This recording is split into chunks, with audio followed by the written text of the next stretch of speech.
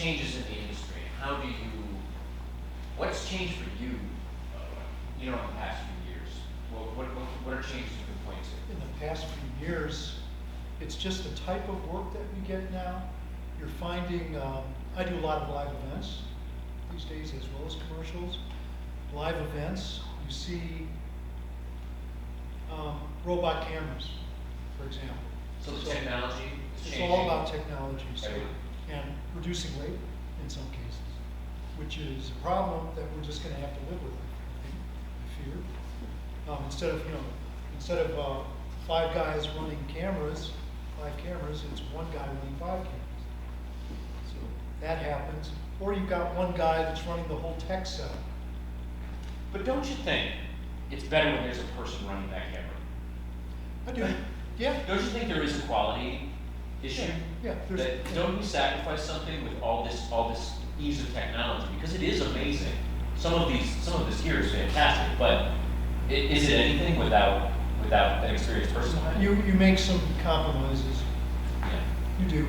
The other thing is, technology has improved. You can get a lot, streaming, for example. Oh yeah.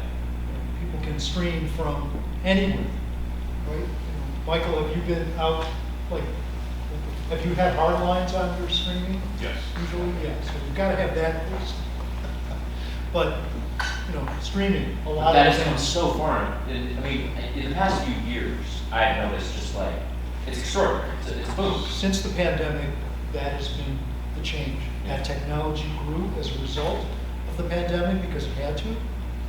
And now we've got companies that will ship a robot camera in a box with a light panel that folds out, with a quality microphone, with a monitor in it, and you can ship that out to the East Coast. So it's like this little R2D2 thing that comes in and Have a just does control center everything. right here. Right. Yeah. So, a lot of that technology is perfected, and we're seeing it a lot more. Okay. Well, tonight, let's get into it a little bit. I'd like to welcome our first guest, John. Yeah. So, Wally Szczubialka is right over here. Wally, can you come on up and join us? Big hand for Wally. You're able to give us somewhat of an overview. You work in you work in the commercial world. You've been around it years, what I'm wondering about is what changes are most significant for you lately? Probably the bigger changes is how the hierarchy of a production is compared to how things started out in the trade industry.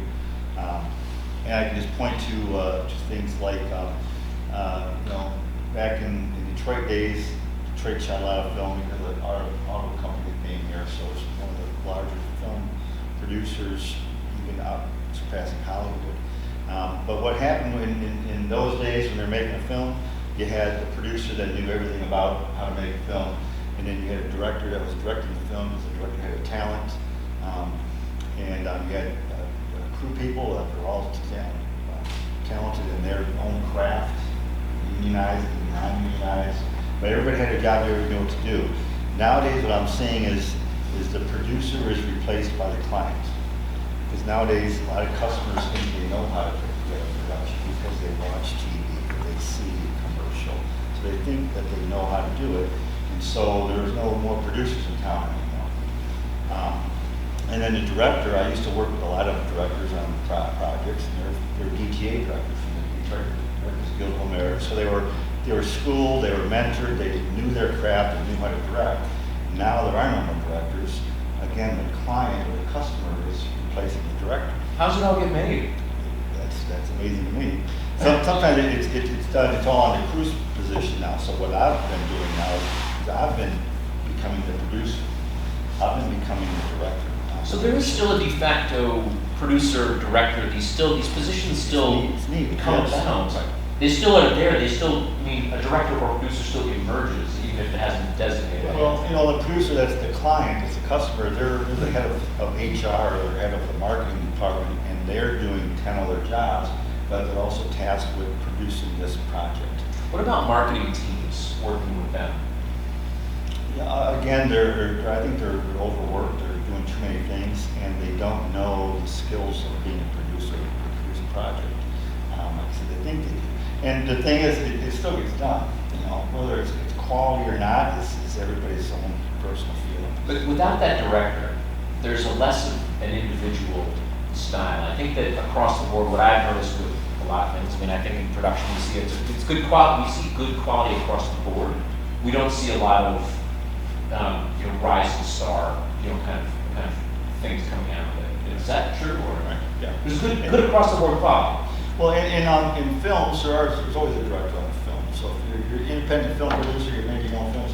There are directors that know how to make films. Some of them go to school and think they know how to be a director, but they really aren't, or they're not so good. But in my world, in the corporate world, and in commercial advertising, that's what's the change. That's where they're lacking in having a good director and a good producer part of that project.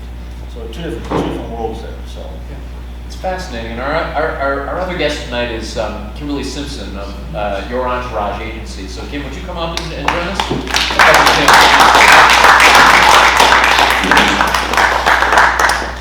We're going to talk about it from the talent side and the acting side. So we normally have a lot of actors out in the audience. How many actors do we have tonight? Just me, okay, so, a couple of us, okay, good. Yeah, so what I'd like to talk to you about is, what's your view on, what's the workload like these days? Describe to us, I'm gonna ask you both this, and turn this back to you in a second. How does the commercial come to you? And what are your first steps? And take us through that. What's that like now?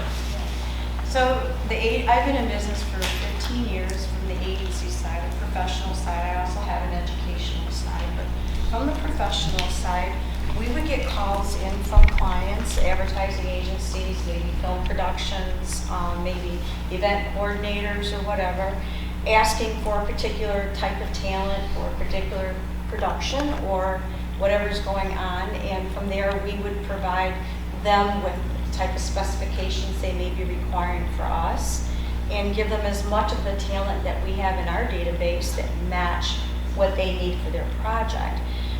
We used to get a lot of calls and we were busy, and then the incentives went away, of course. We have our SAG side and our non-SAG side of talent, and we just saw work decreasing, which made my work harder. I had to go out and look for work. So I hit all categories of our business. I try to find out who's new in the business, do they need help with their projects? Who's older in the business? We like corporate work because it's good standard, good work coming in. But I spend a lot of time these days researching projects that we get, or I create projects. I become a producer and try to fulfill talent. That's where we've been the last 5-6 years, is working more with new agencies that are developing now from COVID coming out. There's a lot more industry building up. I see some creativity coming back, which gives me hope. And we pick different projects. I became more diversified. I have actors, I have models, I have dancers, I have voiceover, I have singers. We went into music. And I just had to learn to do business a little bit different these days. So. Where do you find talent? How does talent, this is a So- question that I'm sure a lot of actors want to know, which is how do they get to you? Do you find talent, or do talent apply? I am different than a lot of other industries and agencies. I can't speak for everybody as far as an agency goes, but me, myself, it's my name, Your Entourage Agency, so I personally interview all talent. I want to know who is in our database. I want to know what their passions are. I want to know how can I help fulfill those passions if I can. I need to know what experience they have. I need to know what work their professions are in. Are they a professional or are they not a professional? Are they just starting out? I end up being a mentor a lot of times to a lot of new talent. I think it's important that they get the right information and that we're building good standards here in Michigan. Our work standards have never really been of the highest standards, so. What does that mean? It means the working conditions for the actor For themselves? the when they actors show up? themselves, yeah, I like to make sure that before I send an actor out, or a model out, or a dancer out, that I know what we're getting into. I'm like a mama bear, I go check everything out. I want to know who's doing this, what's the location. And without you, a lot of talent does not have, I mean, they have each other maybe to help you, to advocate for each other in case there's A lot of time they're an issue. They have you freelancers. only. That's correct. Or they're freelancers too, which Michigan is known for freelance, actors and actresses and models. And so they don't understand maybe the standards or the bad things that may have been going on or are still going on. But you So- do a filtration, I mean, you're not just taking any project that No, rolls in. no, You're I'm doing not. a filtered project. And I That's think a lot of clients would have to be, what does a client have, even to work with you, a client has, because you don't take everything that comes along. No, I don't. And I feel bad at times when I can't accept some talent, but we will lead them on a good path. I won't just drop, I will try to guide them. I'm very picky on the clients that we work with. I'm the last one to get paid. I make sure the talent and my crew's always paid first. As an agency, I'm currently only taking 15%, which is rare. It's up to 30% with a lot of agencies. We're non-exclusive and exclusive. If I go exclusive, I want to make sure that I can pay this talent for at least a year's salary.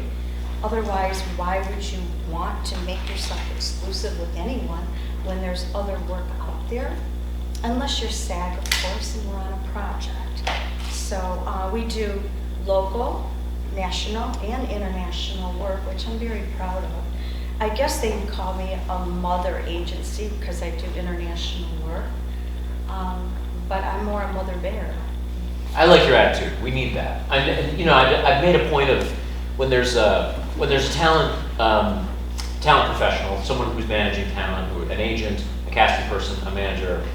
I think that actors really we owe you a lot. When there's a good one who's really looking out for us, it's a rare and interesting and special thing.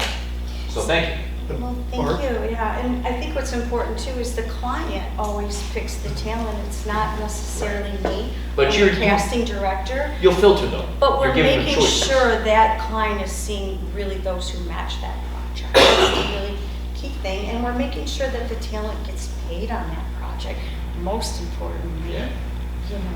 That's the So- important thing. I mean, when it comes down to it, it's pay. Mhm. What I've seen is, and you're probably familiar with this in your commercial work, sometimes we don't see agency, casting agency Yeah. on set Mhm. at all. So these guys are on their own, and they've got to be familiar with, what's going on. So Mother Bear has to give them all the information up front. Have you experienced this too? Yeah, I mean, we need training. I tell everybody, your desire and your desire and your ambition have to be, you have to think about that. You want this job very, very badly, but are you ready for it? Like I say to a lot of students, excuse me, that I know that you're talented and I know that you want that, but you have to spend a bunch of time doing every kind of job that there is.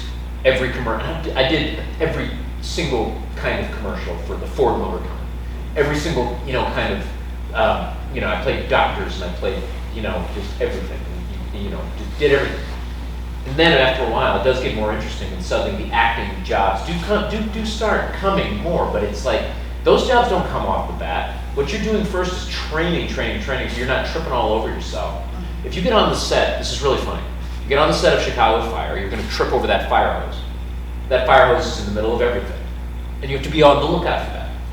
And when I was there, you've got another actor, and they have to look out for you and just say, watch your feet, or you're going to trip all over yourself. And I think it's a good metaphor for actors on any set, is that if you don't have some training and some experience and some guidance ahead of time, you could be lost. And while I do find with bringing new people into the industry, where does training actually happen? Does it happen on the job, or does it happen, how do people enter the industry nowadays? I mean, it's so varied, it's so widespread nowadays. I mean, it runs the whole gamut. From people are watching YouTube videos and then they think they know how to do the job, To people who get mentored, there's a film school, MPI, right?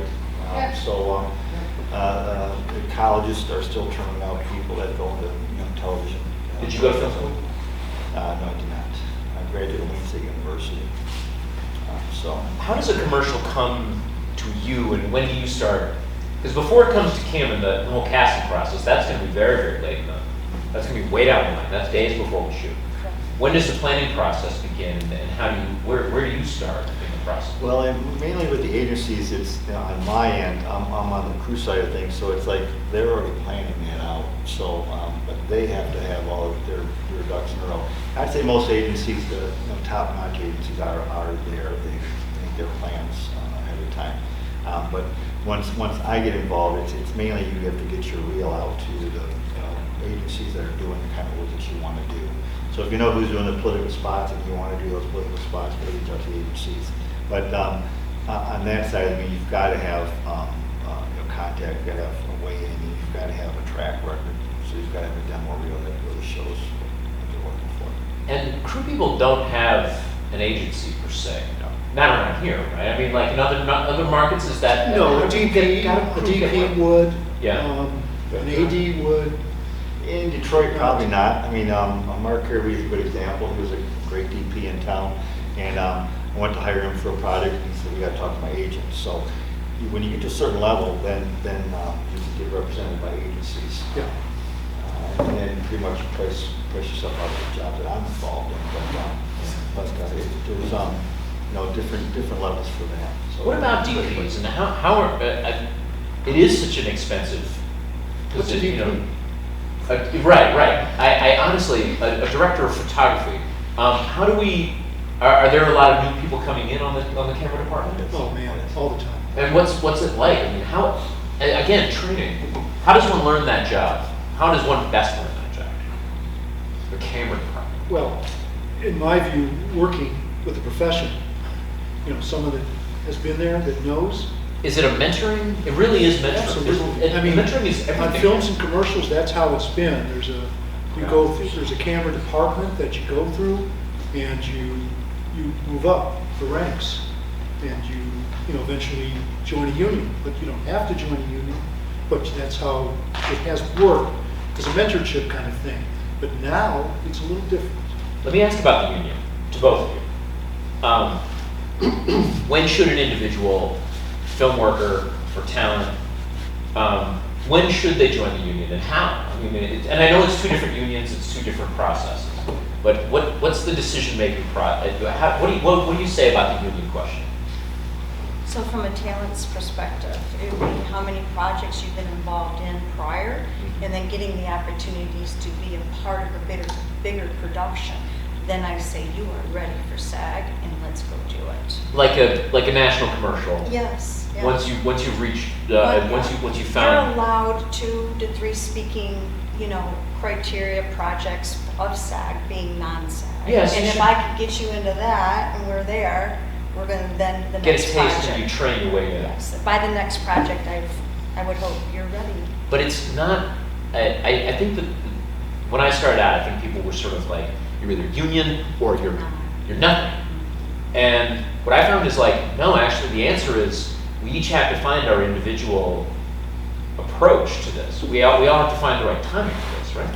Yeah, and it's also your income right now, the independent projects, non-SAG, there's more money there for people to get into smaller projects with their time versus the bigger projects that aren't here right now and devoting that time to that. There's no work. Yeah. So you have to go elsewhere, so then you find your talent. My talent's always, I'm putting them elsewhere. I'm putting them in Georgia, I'm putting Yeah. them in Miami. That's okay. Yeah, and it's all good, but we'd like Michigan. You'd like it to be here. Yeah. So- Yeah, the big jobs we'd like here. That's right. That's exactly right. But what's happening is for the last decade or so, there's been a sea change happening, at least in in some of the larger jobs. The older guys that had lighting companies, for example, that were the anchors of a lot of productions, are retiring. I mean, there aren't many lighting trucks out there. There's maybe 2 or 3. How do the techniques of those old school techniques of like, how are they ever gonna get passed down? How are we, do we lose those, do we lose the knowledge of how to light a car? No. Does it sort of, I mean, the people that are in charge now have that knowledge, they did mentor. I think there's a good population of people out there that don't know how to light, but think they do. Yeah, And thank they you. need to actually be mentored or learn. Yeah. Because it is an art that will be, you mentioned where Detroit, we know how to light cars. I've a lot of examples lately that there are people out there who are lighting cars who don't know how to light cars. how do you light a car? And they haven't asked the right people to be mentored to say, all right, how do you light a car? There's a company next door in A Stage right now that don't know how to light. They have a car in there? Well, it's nothing but I've been there reflections. for 18 hours. Yeah, I mean, it's reflections all on every surface, and so anytime you move a light, it's, Well, things yeah. have changed. When I first came into the business, there were chicken coops, what we call chicken coops, up in the ceiling. They had 8 bulbs in them, and they went straight down. And you put foam core on the sides to highlight the edges of the cars. Cars have changed too. They're not square anymore, they're curved. Yeah.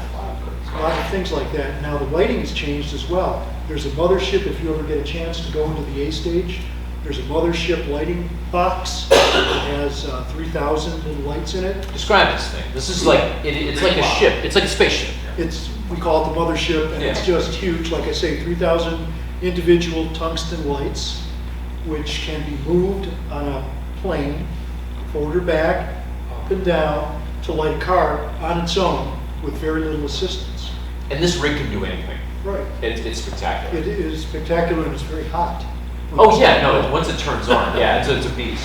So, so that's one thing, but the lighting has changed. Now they're still using, I saw redheads in there, I saw, I know a lot of redheads, but not these. Just tungsten lights. A lot of guys like tungsten lights still, rather than LCD or LED ones. There's a huge difference. I mean, what is it, what do you, you'd prefer to be working with tungsten, wouldn't you? No, it depends on the project. Yeah. We've made a recent post about using tungsten lights because they're so versatile. Yeah. Where a lot of the LEDs, you just one big broad source, and what I see a lot of people that are lighting not just cars but anything in the scene. When they light with LEDs, they just light one big broad source, and that's it. And no one pays attention to backgrounds and ratios. of Dimensions, light. yeah. And no one thinks about lighting the backgrounds. They just let it be natural, which is the product of cameras nowadays too. I mean, cameras are a lot higher latitudes for light. Yeah, you can let your background fall off. Right, and so there's a lot of things there, but there is a lot of old school techniques for lighting that should be passed on to the next generation. So those who are getting those techniques and learning them, I think are going to be great production people. And those who don't listen or learn from the past, they're going to suffer and learn on their own while they're doing their own projects. So. Yeah, the same is true for the sound department. Yeah, that's- Everything. Yeah, everything. In every department, are we in a period of rebuilding? Do you call it rebuilding, or where are we right now? And how far, I know the business came to a dead stop, like nothing I've ever seen in my life. And then we talk about rebuilding. Where are we in that reopening process? I know the doors aren't wide open and production isn't just like flooding through, but where are we right now? Is that So, coming a back brief process? poll with the production people in the room. How was your summer? Busy, John? Busy. Very busy. Busy said everything. You too, Mark? Yeah, Jeremy? Busy? I mean, you've got 2 jobs, but Yeah. Michael? Very busy. Busy? I mean, mine was the busiest I've had since the early 90s. Well, what do you make of that? So, I don't know. I thought after the pandemic, it was about everyone's rushing back in, and there was some of that. But what's this? Are we trying to beat the recession? That's the other thing. You think maybe you're in a recession, yet there's still all this work out there. It's like there is a lot of work going on. Okay. A lot of work. Let's get back to when it comes to the union in the crew side of things. See, it's different with, SAG and Actors Equity are looking for members right now. They're trying to build their numbers. Getting into IATSE and other in other work unions, they work differently. So what's the union question? like? It's a question for if you're out there and you want to know about should I join a union or not. I mean, it's all up to if it's advantageous for you to do that. So if you're in situations where you're working with other unions or you need to, or your client is a union and you should be in a union, then by all means, then you should join that union. If it gives you no benefit, then there's no reason to join them. Right. I know that right now the unions in Detroit, they actually are looking for people. They're starving for people. And it's not just production; it's live events, it's concerts, moving concerts in and out. This recent auto show, they had to go to Toledo to get union brothers to come up to help with all the work that was here. Because again, a lot of union members have left and they have replenished their ranks. So there is a lot of work there if you want to be a union member. It's not just one thing. There's a lot of opportunity if you're in the stagehand union. And that's it, because 38 is the union. And Or 38, stagehands. that's for IATSE stagehands. But there's also sound in that union, and props is in that union, video assist, yeah, sound recordist, boom operator, so teleprompter. I do a lot of work for networks, broadcast state, for the national networks, and you have to be part of their unions in order to work for them. So And that's NABIT, or is NABET it? and IBW. So plenty of jobs where it would be a prerequisite, it would be. If you have to work, if you work for networks, you have to be in the union. Yeah. But here's the other question about unions. So if you're a person that does a lot of different things, I mentioned earlier that sometimes on a shoot, one guy or two guys do it all. You know, and if you want to be in the union, what do? 600 is the international local for camera, right? But if you're not doing camera exclusively, then should you join that union? Probably not. It's not cheap to initiate in the union. It's a big decision. It's a big decision. Is it? I mean, and well, I had another question for you guys. Was there any point along this recently where where either you or somebody you knew thought, oh, this is impossible, I need to change careers, or I need to change my focus in my career? Were there a lot of people who were leaving the industry just out of this is too crazy, the times that we're in? Did it force a lot of change? I know people that, if they didn't leave the state, they reinvented themselves. They went to corporate, full time, one of the car companies. Or I know a guy that worked at MGM Grand in the AV department there. He's freelancing now. It just goes up and down.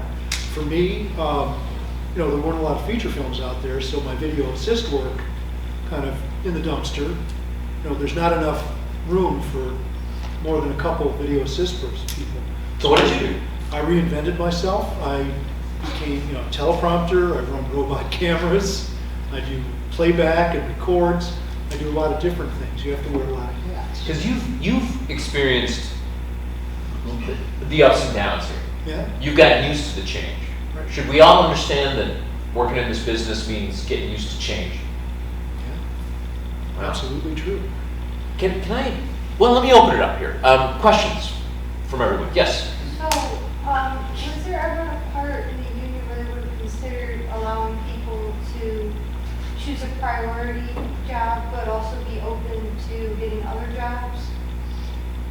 The way the union works is you're in there, and if there's work for you, union work, you can certainly do that, and you can pick up work as needed. So you can do loadouts, load-ins, stagehand work, that kind of stuff, and do your job as well. If you let them know that you want to work cameras, there's camera positions in the union as well.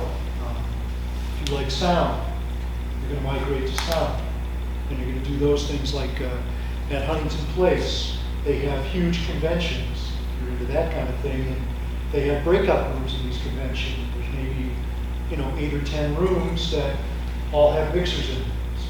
Could one of those people be you? Yes, absolutely. So, is there penalties, I can't remember, for doing non-union work then when you're in the union? Not as much as there used to be. It's frowned upon. Now, frankly, So I, I haven't gotten pushback because they understand that they need a general contractor, they need a producer doing this. And if I'm doing that role, I should be reimbursed for my time doing that. So that's why we can push back on that. But there's no, it's really something you just gotta play with your own customer or wherever your contact, and all of a sudden, instead of them just hire you to come out to do something on this job, whatever your role is in that. And all of a sudden they start asking you other things, or they say, well, can we do it this way or that way, or can you make these phone calls or go do location scouting? Well, now you become a producer, and now you've got to charge for those extra days, not just for doing a PA on the job or something. But that's the way the world, professional world is evolved now. How often do you have the flexibility, or do they allow you to bring other crew to work depending on what job you're on or what position you're working? Well, because of my experience though, I let them know what kind of crew they'll need. So, and if I get in a situation where they ask me, we got to do this project, what do we need to do it, and I'll recommend what crew needs to be out there or done. Sometimes you get clients that think they know what needs to be done, and they just need this cameraman to do all of this stuff, do audio and lighting. And I say, no, we need more than that.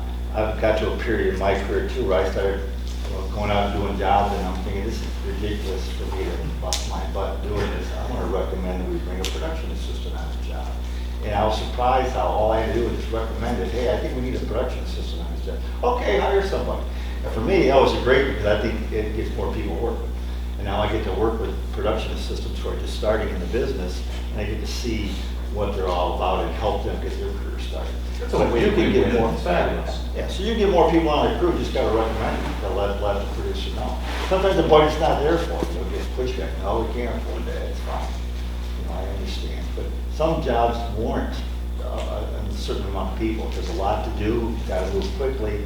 That to me says we need more people on the job. If we're set up in one room for 3 days, yeah, I guess, what do you need 5-man crew for doing single person interviews for 5 days? You don't need a 5-person crew, but other jobs warrant that, and all you gotta do is just recommend it. Just say to the client, this is what we need. Cam, you work with the client a lot. I mean, you often have to say, what if a client comes in and says, I want this? Are you often able to say, have you considered this person or this? Have you ever been are you able to shape it? I assess the project in detail. I've been line producers for many films, so I know exactly what it takes to put one together, and I know what the cost is. So depending on what the client's asking for, I may or may not suggest ways of changing that project to make sense. I've also walked away from projects when I know they're not going to be fulfilled. What makes you say no to something? Lack of budget, lack of distribution. Tell me where the project's going. Tell me, how you're getting your funding. Where is this going? So somebody might come to you, and they may not be quite ready. Do you still say, can you still help people find talent, or are you just sort of like, do you have to say, I can't do it? I will never turn anything totally away. I'll try to work with You engage with them. individuals. I Yeah. engage. I'm trying to get people work as much as possible, including myself, So if the opportunity is good and the research pans out, we're all in. We're going to try. But we've had to walk away a couple times, just knowing that the production will not complete itself, and our work crew and talent will be left in the cold, and I'm not one for that. So Good for you for walking away. we will walk away. And it's a good thing to do. It is. It really is. I mean, and It's a risk, but it's a good honestly, one. you wish them well, and you're hoping that they do, and if they do, give us a call back, please. Yeah. But for right now, we need to walk away until you can get it a little bit more together. We know that it's for sure project, so. what about getting paid Hey. at all? Yeah. You got to chase the money down from people, right? You got to chase them down. And That's where contracts come in, and Yeah. kind of hold the clients to it. But again, I'm making sure we're working with good people before we start, and that they're getting good people on the project. Like I said, I'm different. I'm the last one to get paid, so I make sure that all my talent's always paid, no matter if the project goes through or not. If I book them, I pay them. So I'm really picky on what I do. You know. And they're obligated by contract. I am obligated by contract, and I have not gotten paid several times for my talent. We'll never know, but I have gone to court and gotten my money through small claims or through bigger sources, you know. But still, my talent gets paid. We hire them for that reason. So it's important to me. Freelancers or seasonal employees. Seasonal employees get paid. That's what they call film workers, because they're W-2 employees now if they're working on a film. So they typically get paid because there's a payroll company involved. On a medium-sized project, you might find a payroll company, whether it's live event or commercial, right? You don't work with a payroll company. Yeah, and that's the best way is to work with a new client, and they say you're going to a payroll company, then I'll work with them. Yeah. I get a call from an out-of-town producer, and they want to put me on a job, but there's no payroll company involved, and it's like, then they have to have the money up front. I won't work. Because that puts a lot on you. I'm not chasing money, I'm not going small, I've done my small company Yeah, stuff. I never do it again. So either they pay me up front, I'll do the job, or if the payroll company involved, and I know that they're legit. You see red flags left and right, and you have a list of criteria, and you gotta stick to that. Right. That's how we create standards, right? And standards are used to be really important to a lot of people, you know? And standards are really important to me, especially from my modeling side. I mean, since COVID and just before COVID, now they want all my models to pay for auditions. I've never heard of that. Never. That's totally wrong. They want my designers to pay to be on the stage. No That's way. totally wrong. If it's a paying event and you're getting ticket money, you should be paying your cast and crew. We're your entertainment. Our models are professionals, and it's very sad what's going on. And I think we need greater talk about standards. We really do. Otherwise, their rights are disappearing. Yeah. Yeah. We do. I'm almost ready to do a model union. You know what I'm saying? Yeah, I'm yeah. getting really Much angry needed. out there. Yeah. It's unprofessional. It should be. That's disturbing, okay. Good to know. We have time for like one or two more questions. Yes, sir. On your last point about bringing everybody together and of course with the standard of business, any thoughts or any tips about, since technology has changed and the world is our stage, and either selling the media, licensing the media, creating that opportunity, what does it look like in 2022? Yeah, it's crazy. So it's about branding yourself. It's about marketing yourself, and it's about being professional while you do it. And with the younger kids having the technology and the ability right at their fingertips, they can hurt themselves sometimes by putting their images out too quick or not having it set properly for what profession they really want to do. Gets them in trouble. We spend a lot of time educating, and trying to create these standards on your professional page, what you should or should not be doing for yourself. But now they're marketing themselves. They have to brand. They have to understand that process. And it is one of the biggest challenges I feel right now that we're dealing with, is getting good work and good help and making sure that they're representing themselves in the manner that they should for the type of work they want to receive. So, That's great. It's good. How do you feel about actors who work in haunted attractions? I know a bunch of people who work in the haunted attractions, and the training that people have gotten through those things, for one thing, the level of level of craft and makeup, and that people often do their own stuff. And they create their own characters and things like that. So what I found was there was an interesting pipeline of talent on the crew and the talent side that were coming out of places like that. And that experience doing those things, I think people were getting noticed and discovered in places like those. I think that they also were, those skills are so transferable. So no, it's not a job you want to stick with for the rest of your life, but experience, it definitely is a great acting job. And it's really funny because I know a lot of people who work haunts and they talk about the different ones and they've come out of that training. Maybe there are a lot of people who have like bad experiences with it too. They have to leave it behind. But I mean, the same thing is true of, in the Renaissance Festival, which isn't my scene, but like I know a lot of people who gained all this extraordinary experience through that. networked like crazy for years, and it worked for them as actors, as performers and things. So it's a niche thing. It is. And again, branding, I had a question about this because I don't really want to do much over social media. Is that good? Is there a bare minimum that I can do? Because I'd like to do that. So I'm a little bit from the old school, listening to the new school, right? And they say that branding is what we need to do individually for ourselves as an actor, actress. And the social media is your market, and you're either in it or you're not. I believe that also your agency or your agent or your manager should be the one that's helping you with this and making sure it's getting out there. Or the agency that you're associated with is pushing all of the talent. Have you had a talent who is out there making a fool of themselves on social media? Have you ever said, stop? Oh, yeah. And I mean, I'm sure there's a nice way of holding people back a little bit, but it's so tempting with the freedom that we have over social media. It's like nothing I've ever seen. You can make a real ass of yourself out there. And we haven't pulled it, and if they don't, they're out. I don't Okay. know what to say. I Well, mean, that's yeah, I how mean, it it becomes- rolls. yeah, And young- we have to check on them. Now, that's a hard job. I'm always checking. We gotta check. We tell them that your image is very important to us, and now that you're a part of our family, we wanna make sure that you're representing us well, you know? So, yeah, we have to check. I have someone hired just to do that.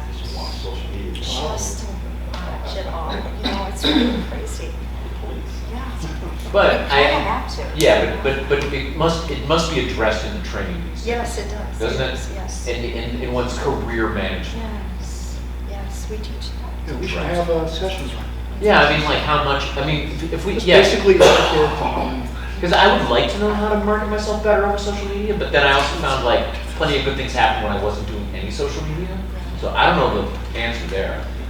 Whether, you know, I don't know if it's even good for me or not. I'm not sure. I think there's a happy medium. I really do. I don't think you need to go overboard, but you do need to play in it just a little You bit. need a presence. do You need need the a correct presence. Someone needs to be able to go in and at least see you.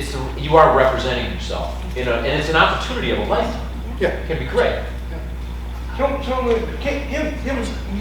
would turn down anybody with your own house, or would there be too silly to take out? So I look at your total experiences, everything that you've done. I mean, I Yeah. think all experience is good. I think all education is good. When you combine it all together, it has a position for you where you are in your career and where can I put you, knowing what you've learned and what experience you have. So Yeah. I think all experience is good. Well, like theater, I had theater experience and I had no on-camera experience. The theater is really good. Can be good, Yeah. but it can also be, it's a lot of, you have to untrain, I mean, training. I can tune you down, but I cannot send someone from film to theater. Are That's you true, kidding? it's harder to make Are that you transition. kidding? Yeah. So when someone says they're in theater, I love it because I know I can put them in two different categories right off the start. Well, you know they're comfortable speaking lines, and you know they have some sense of Or themselves. even MCs or a host Yeah. or anything like that. I can pretty much put them in. So performer training is essential. It doesn't all have to be of a certain kind. I know a guy who grew up and his family ran a haunt. That was where he grew up in this haunted house. And like he grew up, he was a professional dancer. Like he went on to, he stayed in showbiz. It was exactly the right background. But I think it's also that in places like that, we have extraordinary support around us and good community building, you know, with one another. And I think that that's what we do find through, I mean, so we have to have a passion too. I think that we have, it can also be part of how you individualize yourself. Like I spent 4 years playing this vampire, you know, and here are these great pictures and things like that. It can totally, like I have a friend, there's a really great actor in this area named Justin Maine. Yeah, I know him. Yeah, and he's a professional wrestler. Yeah. And he's like, I don't know how much to use of the wrestling. And I'm just like, dude, well, let me see a clip. You know, and he shows me one of his wrestling clips, you know, and his performance, you know, it's extraordinary. He was in front of 30,000 people, just screaming his lungs out. And it was amazing. And I said, you need this in there. This distinguishes you. Because what I say to actors is like, you need to find the thing that makes you unique, not just the thing that makes you marketable, but the thing that makes you completely individualized, that we can call upon you, and that brands you. And so, yeah, if I had experience in doing, I have experience in, outdoor Shakespeare, so I'll use that because I know that that makes me more unique. Just like, like showing yourself in a different light, it allows us all to see you in a different light. Let's not discount, sorry to interrupt, let's not discount stunt actors as well. Yeah, Specific, niche kind of a thing. they're amazing. They can- They're made of different stuff. They can act. Yeah. They can do stunts, they can drive. I find that musicians make extraordinary actors. Yeah. And stand-up comedians make extraordinary actors. So it's really, when it comes to acting talent, I think that acting is one of those art forms that draws upon many, many types of backgrounds. So talking about getting into the business, all Yeah. sorts of ways. There are these angles, and I do think that there's possibilities everywhere you look. It's a great question. It's so true. Yep. Yeah. Mark? Let's say that the bill is successful, right? And work starts coming to Michigan.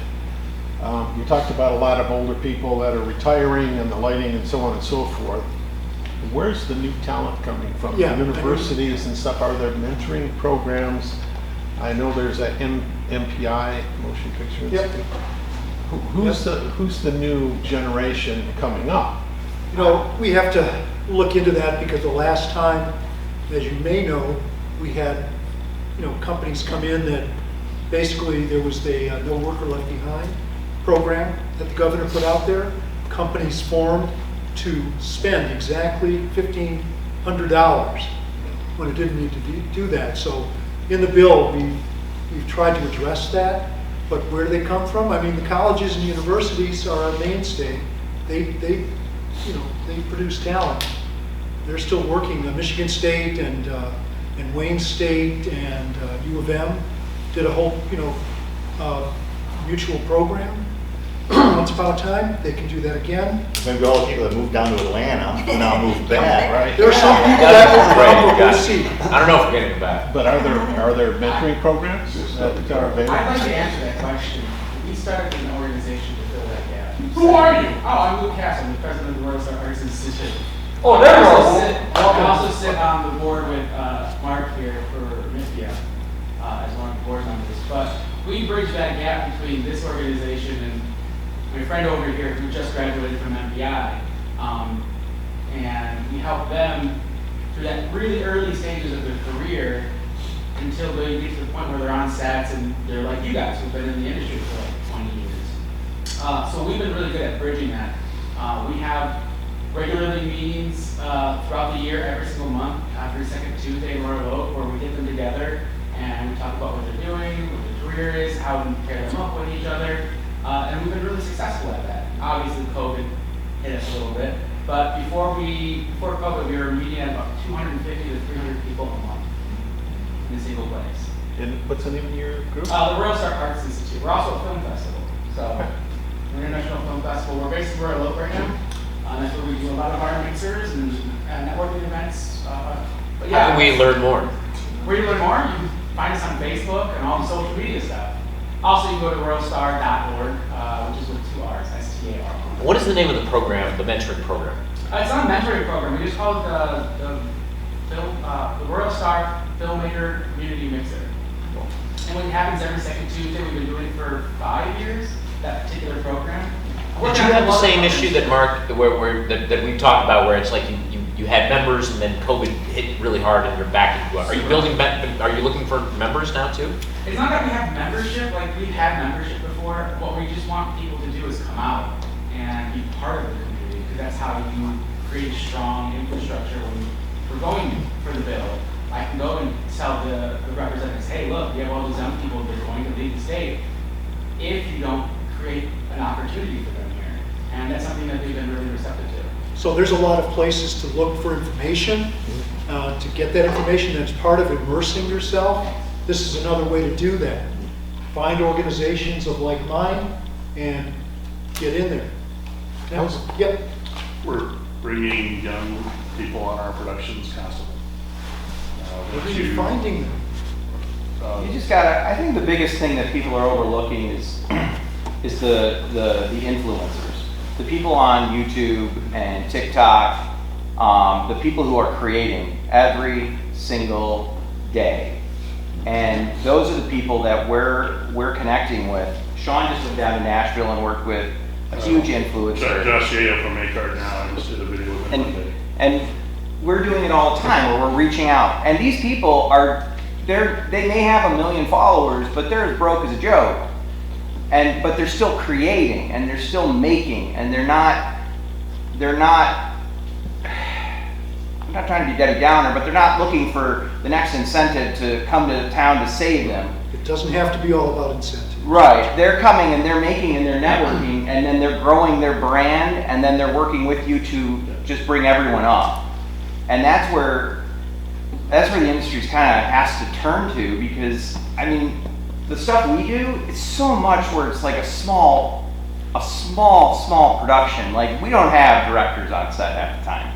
Our producers are also the head of the marketing department for the net company we're working with, like Wally said. It's not, for us, and it's not all the same, like, you know, when we did a massage envy movie, or not movie, commercial, it was like $1 million. You know, that had a huge budget, huge crew. But for, like, we just did a thing for Bowery down in Pennsylvania, and it was 3 people, and the marketing people were the producers, and then we're doing all the posts. So it's just smaller crews, but we're still trying to bring more people on whenever we can to build the network. And all of us, like, the days from our standpoint, because we're not doing films, unless we're doing like low budget films, you gotta know more than one position. Because when one thing goes down, like on all of our crews, like if I'm DPing and the audio guy goes down, Sean could take over audio, or Sean could switch to DP and I could switch to audio, or I can light it. You can't, again, this is just how we work. Even when we're doing like our reality, we do a lot of reality shows, we gotta be mobile and we gotta swap positions. Absolutely. Like we're doing bargain block. So bargain block, everybody can do every position. Just because in case someone gets sick or needs a day off, we can all swap it. And, you know, to make a point on that on 2 levels, right?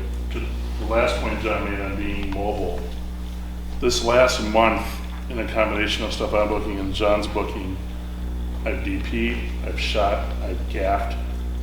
We had a sound person go down, or we overbooked, or wherever it was. I think it was overbooked. Yeah, I mean, I know sound from a music studio perspective, but I spent 3 days watching YouTube, which was an amazing resource, learning the sound design electro equipment to mic up Miguel Cabrera in the stadium an hour before the game. It's a challenging RF environment. You know, that's what, there's plenty of work out there for that. So that's the one side of it, is stepping out of your box a little bit and not being afraid to book those other things to learn. Versatility is Huge. it. Well, you have a driving passion. How does one maintain that driving passion though? I think that we've had so many disheartening experiences. I have kids to feed. Yeah. Yeah. I got cats to feed. Yeah. I mean, You just have a wife or a husband at home. Okay, Your wife so, just yeah. say, you didn't bring no money again? But the I'll reason, tell you the story. but I mean, like, the reasons that we got into this business, we had ambitions of a kind, and I don't know, what's it like to deal with, I mean, Wally, what brought you into the business in the first place? It's a great camera when I was 12 years old. The desire to make, like, Making films with the neighborhood kids. Yep. yeah, and then, yeah, I mean, when you found your way into the business, was it satisfying in a way that you hoped it would be? Did you love it? First film I was on, I said that I want to do this. You don't? No. Why not? Because I was the PA on the job, I was the first one there, the last one late, 18-hour days, Sucks. 6 days in a row. I'm thinking, I got a life too, so I didn't want to do that. Are you finding, are there Unless it's my own film. new people, are influencers and video creators, which I think a lot of young people, it's part of their lives, it's a thing that many of them are learning. Are you finding that that's translating over and are those the people that are going to become our next film workers?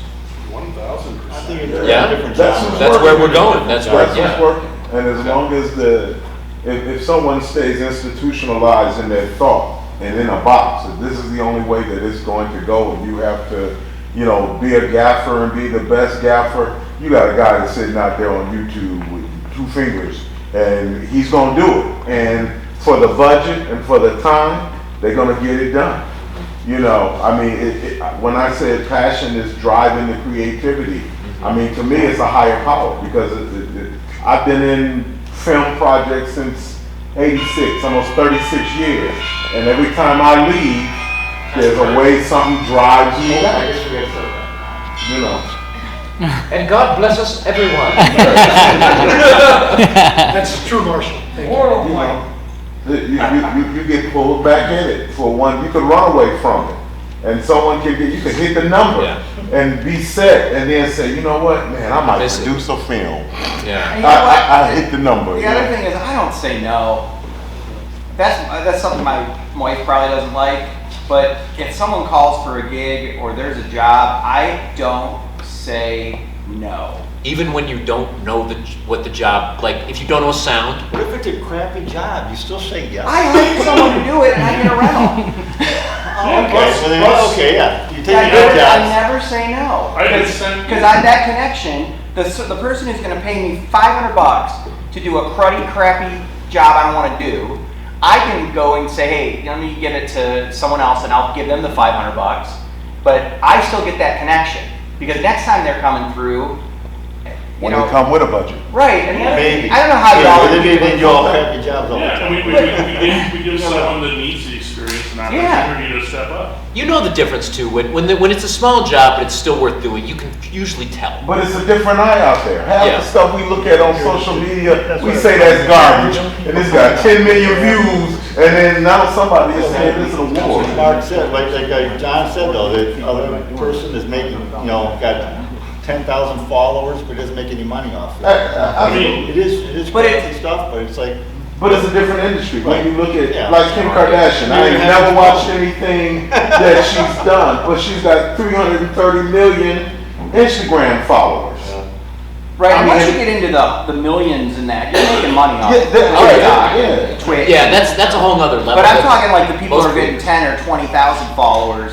What they're doing is they're marketing themselves, and that's what a lot of people in our industry fail to do. I don't even do it that well. You need to market yourself and make yourself bigger than you seem, because that is how you get work. We got a And college. that- We got a if you're college not on in social Belize media, right if you're now. not, and I don't put any opinions on there. Like I'm. So a your communist, social media and I is love- very. You're careful about your social media, but you still have to put out a lot. All I do on social media is I use it to act like I care what my kids are doing and what I'm doing for work. And that's it. And I like every single person who I follow. Every Nice single hardwood person floors, comes up. Huh? Nice nice hardwood hardwood floors. floors. And I put my heart, my kid, but that's my kid too. You got followers. Right, but all that stuff, I get work because I go on other network things with, in these groups and I comment on them, and I very much don't do anything negative. Nobody wants negative. You just try and be positive about it. And then because of that, I've gotten VP jobs in Texas. I've got jobs out in New York City because I just met people on the internet. I never met them anywhere else. But we started a way to network. And most of my work isn't in the state of Michigan, sadly, but it's okay. Isn't that the theme that we're coming back to? Is that we're finding we have to be mobile too. You can be based here, but you got to be able to work elsewhere. Right. It seems like it, right? If you want to do it. If Yeah, you want to I mean, depending on your You're based lifestyle, here because of your personal your life. wife might not let you go and say, I'm going to Miami to shoot this weekend. Right. And that's a different dynamic. Yeah. And a lot of places now, ever since, I don't know how it is, but since COVID and even before, now that once you get into a certain atmosphere, or a genre of work where you get enough clients. When I started out doing audio, so I was a DP and I was building off the grid Alaska, and the audio guy's like, hey, you should do audio, stay busy. So I was like, I don't get into all the work. And he's like, learn audio. I learned audio, and the first audio gig I got was for, real audio gig, was for Travel Channel's Food Paradise. And they're like, hey, we need an audio guy for 5 days in DC. And I'm like, perfect, but you have to work as a local. And I'm like, well, I'm there anyway, my wife's there. So the pay was crap. It was like $650 total a day, but it was $650 times 5, right? The next week they're like, hey, we got a shoot in Chicago. You want to go there? And I'm like, yeah. And I'm like, can I get? They're like, we got to have you work as a local. I'm like, well, $650 times 5. I'll find a cheap hotel. I worked as a local. I did that for almost 4 months because if I didn't, they weren't going to hire me. They're going to hire a local. And because of that, I made more contacts. I got a pay bump. I got on other shows. I get travel now. Do you like sound?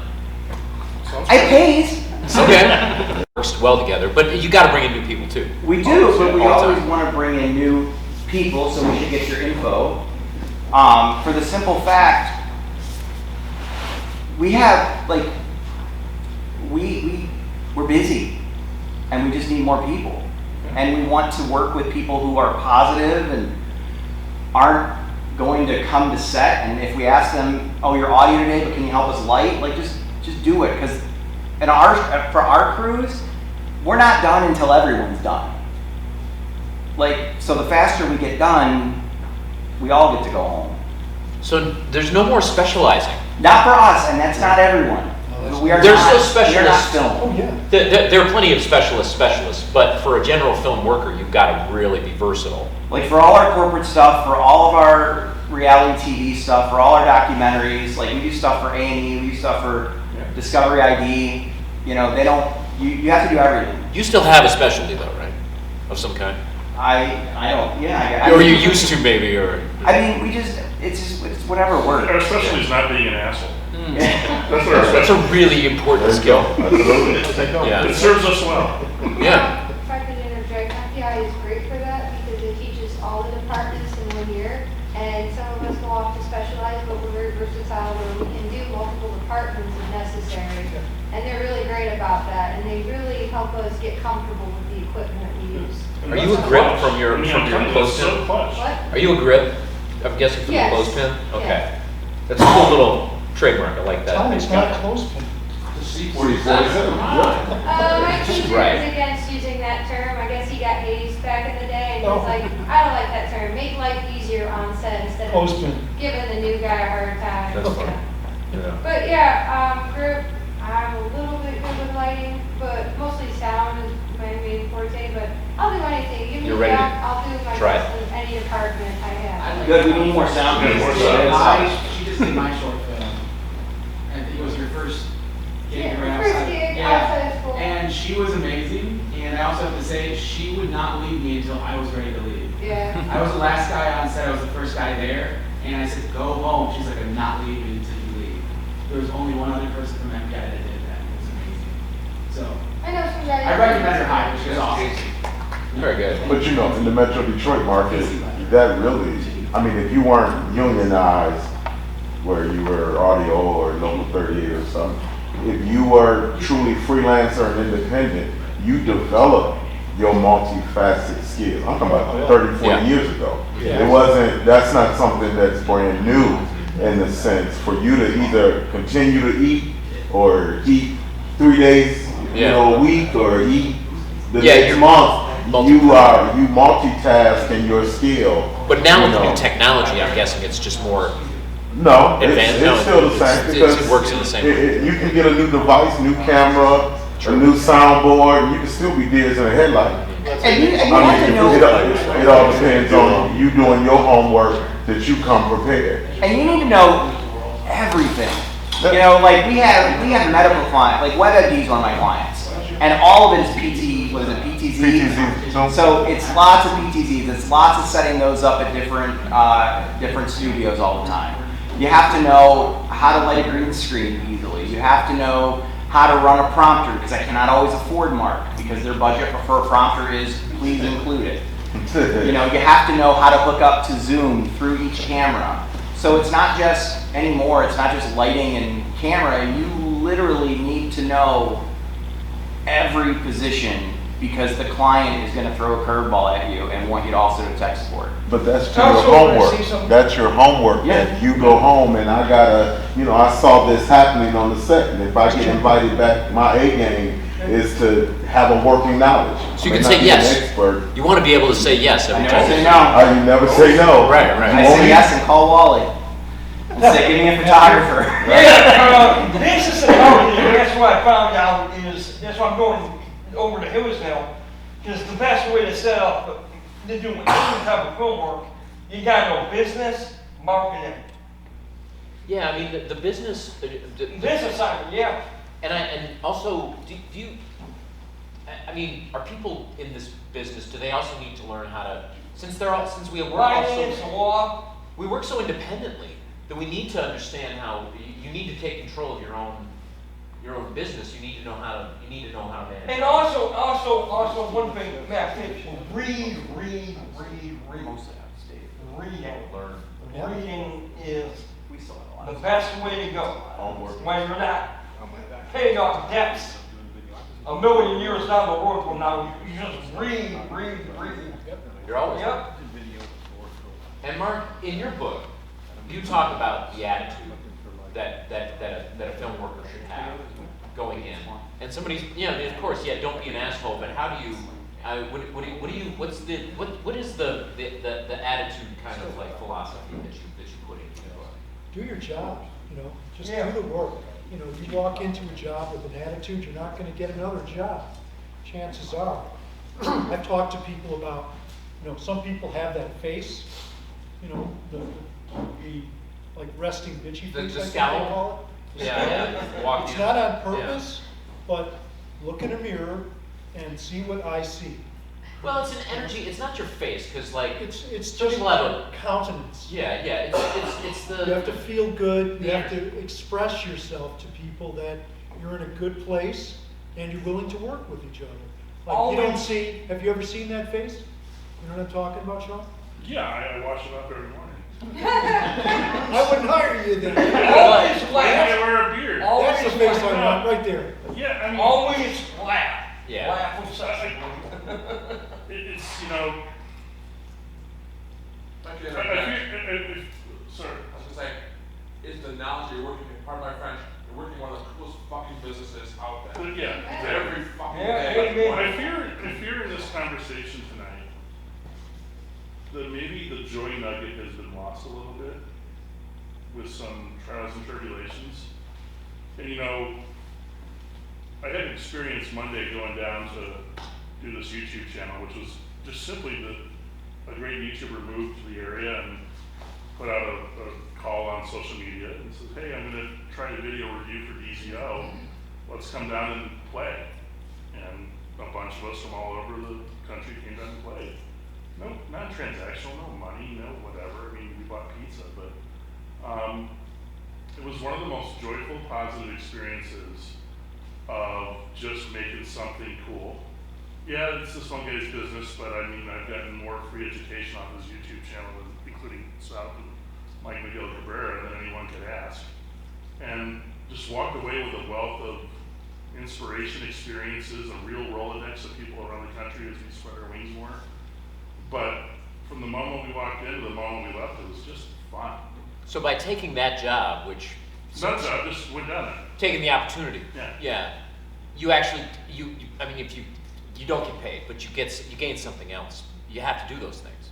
Of course, but I think the difference being is like, yeah, that was 100% a joy nugget. Let's go expand our horizons and always be open to learning, have that youthful mind, right? And that's how you keep the joy nugget Right, but polished up. you bring that joy nugget to set on the paid gigs, and it's a whole different experience. And I think some of the, the pushing the rock stories that maybe some of you guys have experienced are vocalizing today. And I think that open, youthful, learning mind and that joy nugget when you walk into a room probably solves a lot of the things a lot of the conversations you're tackling today. So you may still be a jaded film worker, but you have a joy nugget. Jaded. A jaded film worker, an embittered human being, but you still have some. The joy nugget, what is it? It's like the. I try to hide the bitterness. It's like the artistic inspiration that remains alive inside of you that pushes you on. I can put The art. I can put a finger on it. I'm going to cross genres, but trust me, the point's salient. Is everyone familiar with a guy named Justin Hawkins? He's the lead singer of The Darkness. Okay. Was he able to see Nightmares over the summer? I think I saw him. No, he's a British dude, but Oh, yeah. watch the Taylor Hawkins tributes. He's the guy that comes on and does all the Queen and everything else stuff. But he has a YouTube channel. I highly encourage you at least watch one episode called Justin Hawkins Rides Again. And he simply just talks about music and the life of being an artist. And he makes a point all the time about creators are going to create. So you can spend a lot of time and mental energy battling the oh my gosh, it's hard now, or it's a struggle, or I'm not making enough money, or whatever. But if you just kind of surrender yourself to the idea that, okay, I'm a creative mind, I'm going to go create, those barriers, the universe tends to make them not so high. And if you can learn from your experiences and continue to network, continue to broaden your horizons, you're going to gain that knowledge of those resources, or the institutional knowledge of working with a more seasoned individual, or the inspiration of having your PAs go make a heavy metal video that continues to blow my mind. Oh, yeah. Probably the most inspirational thing I've seen all year. You know, but that I don't.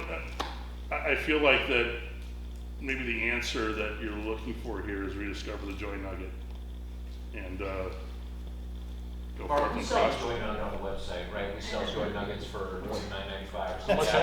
Really found my joy. Yeah. Point taken, point Well, taken. I just- Intelligent entertainment. Anyway, one second. I like that. What you just said, it seems to speak to the core of, I mean, I think that childlike wonder seems to, you need to keep it alive somehow. Yeah, I mean, Can't despair it. during COVID, I mean, shit got real. I drove Lyft. I made some of the best connections ever. The last time shit got real, I got a job selling. I probably met Pat when we selling cameras at ProCam. I met every DP in the state. That's where I know you from. Yeah. Okay. How do you think I met John? Right. You know, like, yeah, I mean, $10 an hour and spiffs off selling damn printers with your camera. Apologies if you bought a damn printer with your camera. I Can we gave me ask- $50 and I could eat. Right. Hey, man, like, I never lost a joy nugget. And shit got real. What about the acting joy nugget? Because you start off in the business. I think people have stars in their eyes when they begin in the acting business. When you're young, there are also certain kinds of jobs that are available to you, modeling jobs, certain things. People age out of those things. They want to continue in the industry. Do you see people reinventing themselves? I mean, how are people All the time. managing? Yeah, all the time. I have started with kids that have started with at 4 years of age. They've gone through the business and then graduated, gone away, come back, and then now they want to be back in the business, and we bring them back in. But every age has a job. There's a job for every age, really. We need all types of diversity. We need all types of creativity. You know, we need professionals. So I'm always trying to find new work for whatever, for whoever, you know. So there's opportunities for everybody. There really is. And you may say it's limited. Well, it's only limited within your own mind. We just push harder, reach out farther. You know, don't create the limits. I thought this was going to be a nuts and bolts discussion about like gear and like the reality but it seems the middle of it. I'm sure most of us still retain some sort of joy nugget, if you will. And it seems like hanging on to that and encouraging it in one another is one of those sustaining elements of our profession. I think if you look at, like, from my work perspective, 95% of what I do is stupid. I don't want to film a CEO. I don't want to go to Penske and interview them. I don't want to go stand in a factory and listen to someone say, can you move the camera a little? That looks great, thank you. But it pays.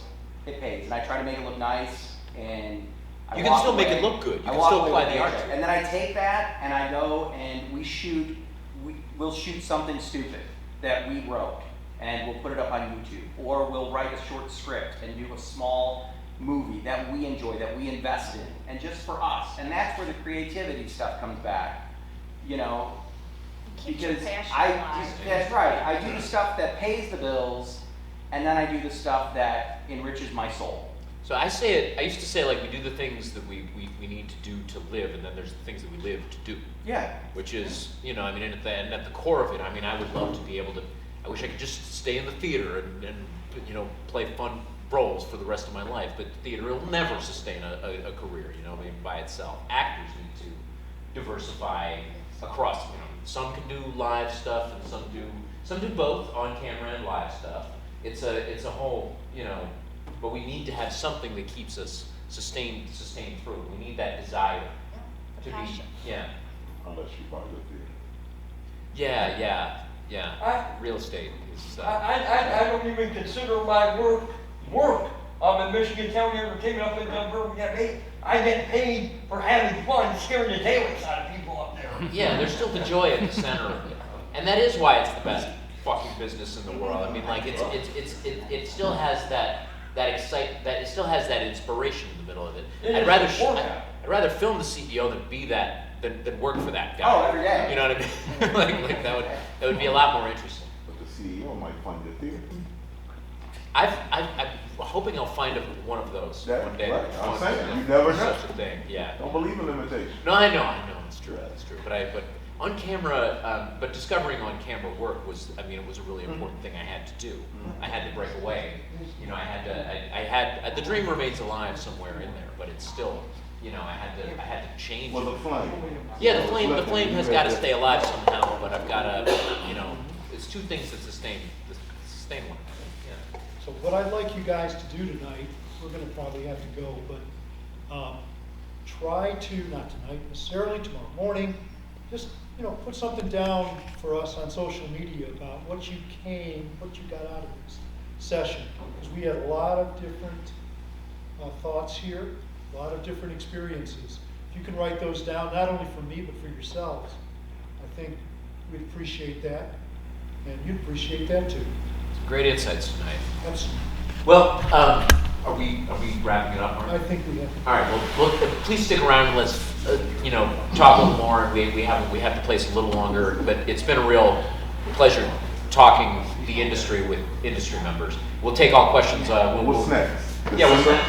What's next? Freelancers Ball. Freelancers Ball. 15th of December.